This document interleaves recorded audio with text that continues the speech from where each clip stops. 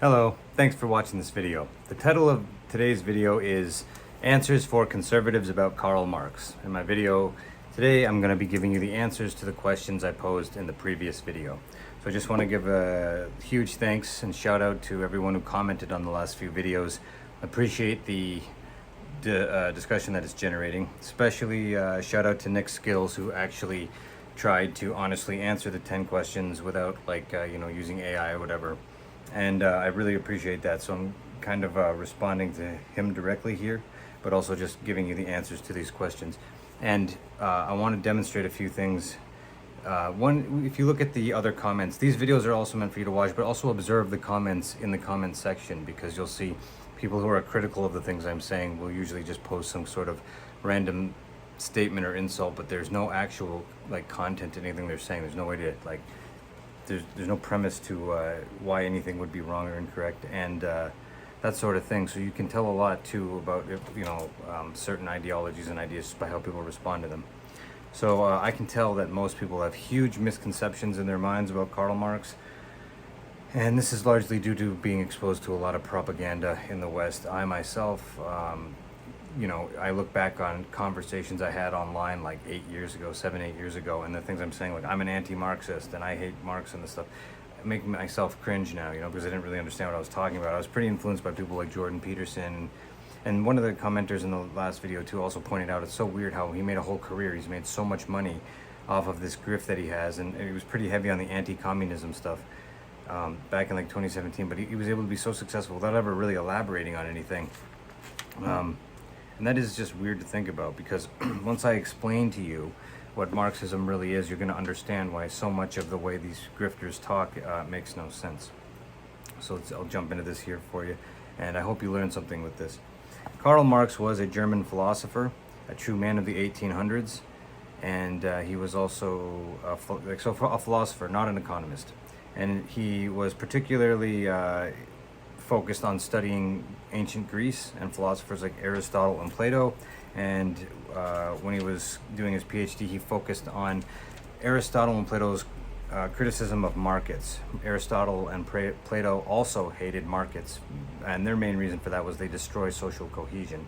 So Marx was, he had on one side of his family he was ethnically Jewish, but he was a very secular atheist person, and he was a German philosopher who was particularly focused on ancient Greece.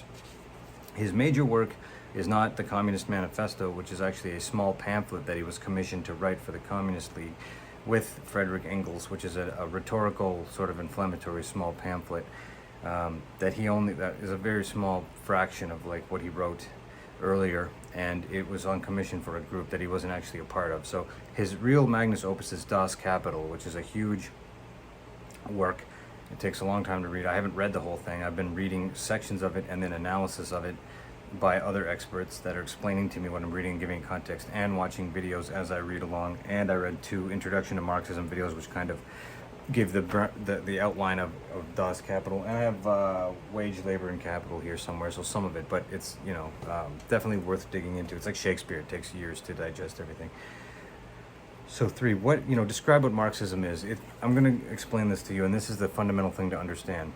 Marx wrote very little, almost nothing, about what the alternative is to capitalism, or how you should run an economy, or what kind of way you should set up a society.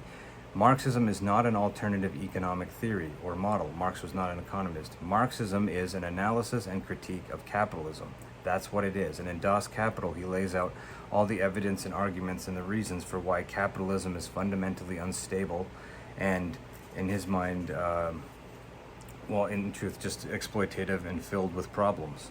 And so what Marxism is, the work of Karl Marx, especially as he matured in life, is just an analysis and a critique of capitalism. It's not an alternative.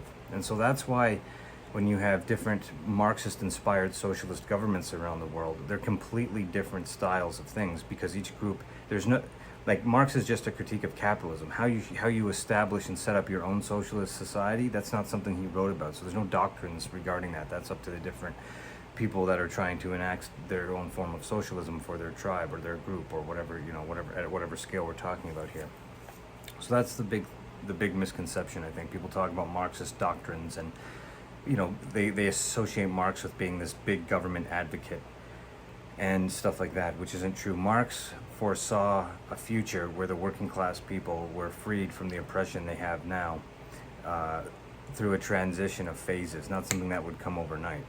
So Marxism is not an alternative economic model to capitalism, it's a critique of capitalism. And other socialist movements and governments have set up their own governments, having read and been inspired by Marx's critiques and understanding it of what he was warning them about capitalism.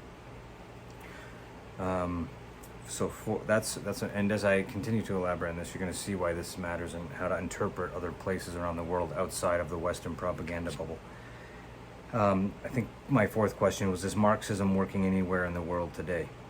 Well, because Marxism is a generic term, there's a lot of countries that qualify, and I think Nick Skills brought up like Vietnam and another example that I hadn't even thought about. The examples that come to my mind when I think about it working today are, the obvious ones are the state of Kerala in southern India, China, and places like Cuba. If you have a negative view of Cuba, it's probably because of a lot of propaganda you've been exposed to, but for a very tiny nation that's been under sanctions and annexed by the US for decades, they're actually doing very well. On most metrics, they're doing better than the Americans, which are a super rich country on top of the world, basically. So once you have a perspective of how well certain things work, that will make a little bit more sense. Most people have never heard of Kerala, and this is something I want to talk about too. It's a state in southern India. It's got about 40 million people in it, which is more than the population of Canada, and it's about approximately the same size. It's the most developed part of India. It's kind of like the thriving part of India, and it is run at the state level by the Communist Party, and it has been for a long time. And that's probably why they're doing so much better economically and socially than the rest of India, especially northern India with the caste system and stuff like that, high levels of illiteracy, poverty, that sort of thing. Kerala and studying it really changed my understanding a lot about this stuff. But other examples are China, which is a socialist country that obviously is inspired by Marx. And if you look at their progress and where they started to where they are today over the last 75 years, it's impossible to deny it's worked extremely well for them. So those are some modern examples of where Marxism working very well today. A lot of critics of Marxism are going to talk a lot about like 1980s old stale talking points about Stalinist Russia and things like that. And I think we need to focus on what's happening today in 2025.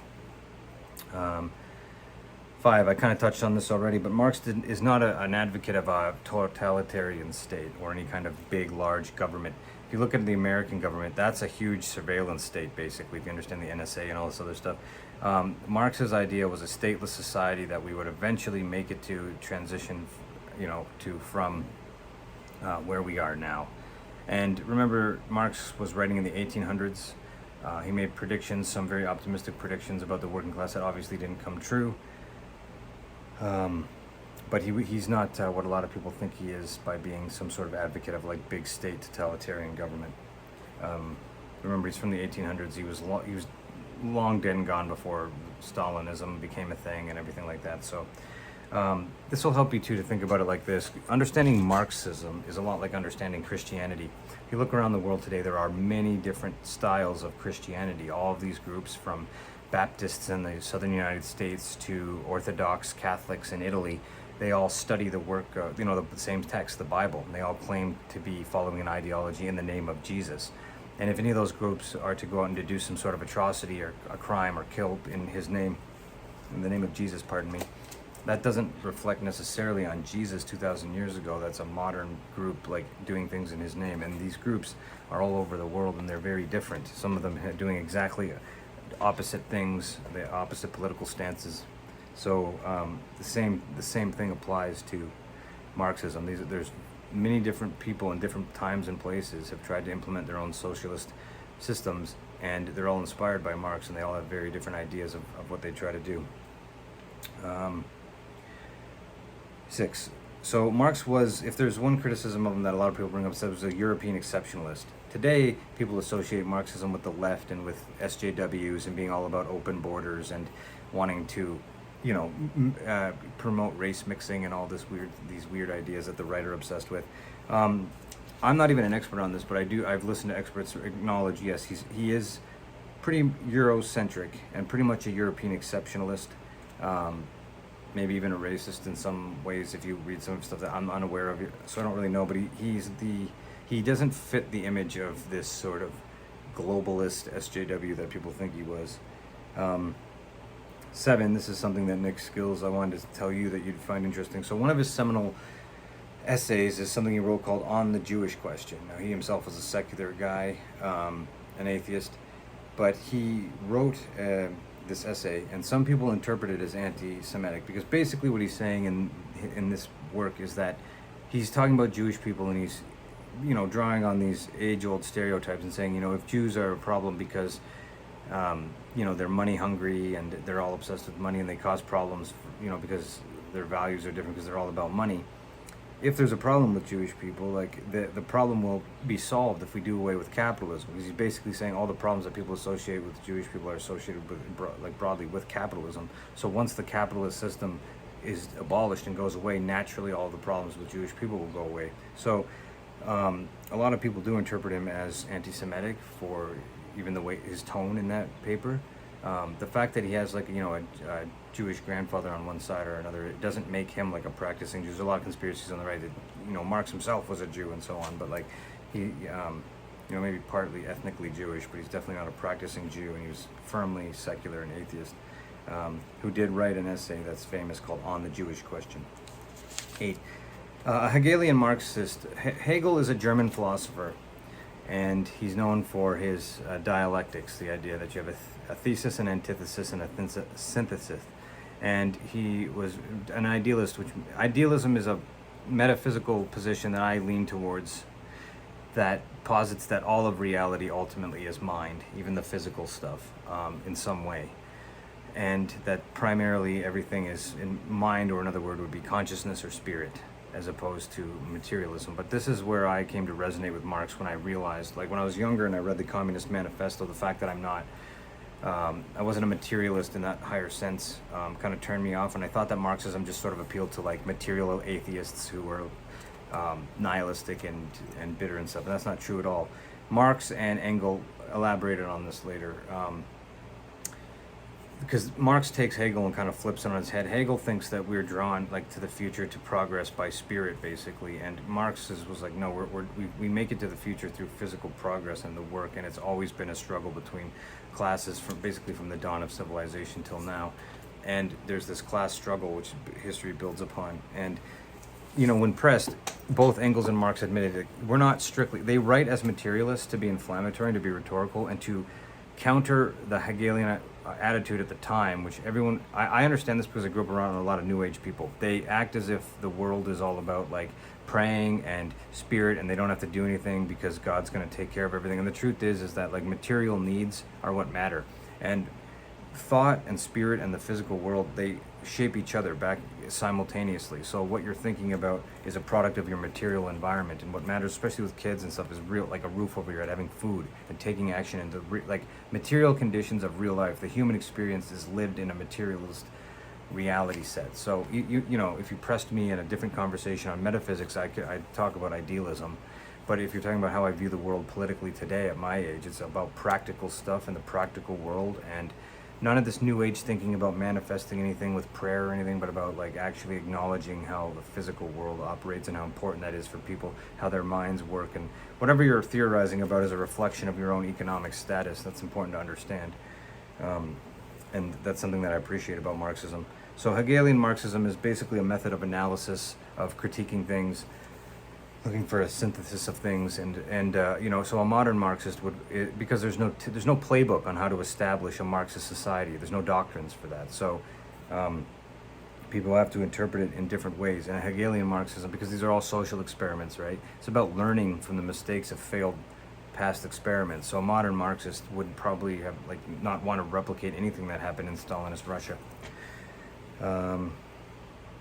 So differences. My ninth question was, can you elaborate on the differences between China, Cuba, and Scandinavian socialist countries? Because these are all broadly socialism, right?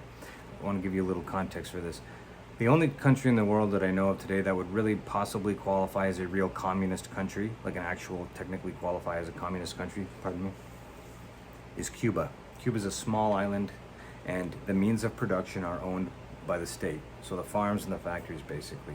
Now, keep in mind, America is a huge continent-wide country. Cuba has about 11 million people on it. It's a small island. And as a small nation of 11 million people, the means of production, so the factories and the farms, are owned by the state. And it's a uniparty government, but they have elections for the municipal and provincial levels, and even now, at least one election that the candidate was defeated for at the larger scale, I think recently. But generally, the Communist Party is firmly in control by their own constitution. So Cuba is the one country in the world, I think, that can be fairly called communist. And they're not what most Americans, if they're older, have been brainwashed to think they are. The only, this keeps getting voted on in global assembly councils and UN stuff. The only two countries in the world that still support the embargoes against Cuba are Israel and America. That's it. The rest of the world is like, this is crazy, you should stop. Because despite all the pressure from the US, they're still doing really well. They export more doctors and humanitarian aid globally than America.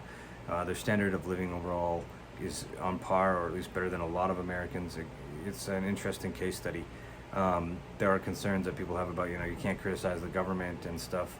They have a unique history, far better off now than they were under the Batista regime. That was definitely exploiting them. That was crazy.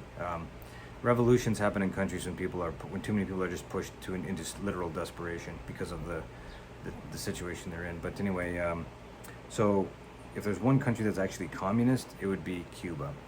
Moving over to China. China is a socialist country. They don't call themselves communists. We call them communists. If you go to China, they won't know what you're talking about. They call themselves socialists with Chinese characteristics.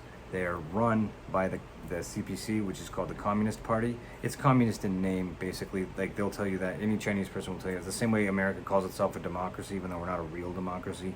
They're run by the Communist Party, even though they're not really communist. 60% of their enterprises are run by the private sector, and 40% are publicly owned in China, with the CPC on top. So it's regulated capitalism, which I'm actually very in favor for. So by the way, there's a lot of propaganda that people think Marxism means you don't get to have possessions, or you don't get to have your own stuff, which is a weird thing. There's all these weird myths that people have about this, but I just wanted to clarify that in China, the billionaire they don't have a problem with oligarchy the way the US has, because the business class, the private class, the capitalists, they cannot buy government influence. The Chinese Capitalist Party is above them, and it's taking care of the whole nation. It's a socialist idea. That's in contrast to America, where the rich billionaires like Musk and co have just bought the government, which is another obvious problem with the capitalist setup. And then you have countries like Scandinavian countries like Sweden. These are socialistic. I think they're overall doing much better than America, and they have a lot of social welfare programs and stuff like that. So they're very socialistic, but they're still fundamentally capitalist countries, meaning that the means of industry are owned by wealthy people who can move around and stuff. They're not privately owned. So it's still those are capitalist countries that are highly socialistic. China is a full-on socialist country with a private sector, and Cuba is basically a communist country where the state, representing the people, collectively own the means of production. So these are sort of nuanced differences in models here, various models of socialism. And so that's why, if you want to have a sophisticated conversation about that, I just want to explain some of these basic nuanced differences to you. 10. This is another one, Nick Skills, I wanted to explain to him with radicalized Che Guevara. Multiple things, obviously. Che Guevara was a doctor and kind of from Argentina that was kind of upper middle class, who became this revolutionary that Jean-Paul Sartre once described as the most complete human being he'd ever met. Very high praise. Che was radicalized by a few things. If you've ever read the Motorcycle Diaries, I recommend you read that or see the movie. And it shows you how driving around Latin America was just witnessing a lot of poverty, extreme poverty and exploitation of Latin Americans by American capitalists. It upset him. But specifically, there was the I believe it was in Bolivia. He was in Bolivia, and he was there while the CIA overthrew the democratically elected president Jacob Arbenz. Guatemala. In Guatemala. So this is something I want people to realize. When anti-communists say things like communism never works or anything, this is all propaganda. It doesn't make any sense. Most of the time, these small governments, when these people try to collectivize as a nation or a tribe, the first thing they have is a democratic election. They elect a socialist leader. Same thing happened in Congo. I'll get to that later. But the CIA just goes in and shoots him in the head or whatever. John Perkins wrote a book called Confessions of an Economic Hitman. I really recommend you check that out. But basically, just witnessing the CIA not allowing them to have their own, collectivist socialist government and shooting, assassinating the thing, that's what radicalized them. And so not the attempted invasion of Cuba. That was the Bay of Pigs, and he was already, Castro and Che and these guys had already taken over Cuba at this point, and he was all involved in that. It's a pretty kick-ass story. If you want to look into that, I highly recommend it. There's so many places on different continents, like Congo's another example, where these governments in the Middle East, they try to, it's a natural tendency of humans to come together and to be a big family, to collectivize, and every time they do that and they have these elections, the CIA just takes these people out. This is a big problem. 11 though, is Marxism incompatible with religion? So a lot of my friends think it is because of their stories that happened in Stalinist Russia. But what I would tell you is that it's thriving right now in Kerala in India, which is a highly, highly, highly religious state. 3 main religions: Christianity, Islam, and Hinduism. And it's not a problem. The communist government there at the state level has no problem with these major religions. Pretty much everyone in the Communist Party goes to temple or church on the weekend. So it's this idea that it has an incompatibility with religion isn't true. Socialism and Christianity tend to butt heads and historically have had problems in Russia for a number of reasons. One is that Christianity fundamentally is in some level incompatible with real socialism because it tries to assert that man is above woman in a natural hierarchy of some sort, where socialism is based on general equality. That's a general problem. But overall, like Marxism, it doesn't have any inherent conflict with religion in and of itself. That's not a problem. So bonus questions. Thoughts on gun control. I just want to point out, Karl Marx believed that the proletariat, the working class, should never surrender their guns at any point. So I have a conservative female friend who just hates Trudeau. She keeps calling him a communist, and she hates that he wants to have more gun control. I just wanted to point out the funny irony there, that Marx was not in favor of de-arming the working class. So I think those were all the questions I brought up last time. And I hope that I've been able to help you guys understand a little bit more about Marxism and give it a better context as a critique of capitalism rather than an actual alternative with doctrines and things like that. Again, I'd love to hear feedback, and if anyone wants me to make a video on any other specific question, please say so in the comments. So thanks for watching this. I appreciate it, and I hope I get some feedback from you guys. Take care.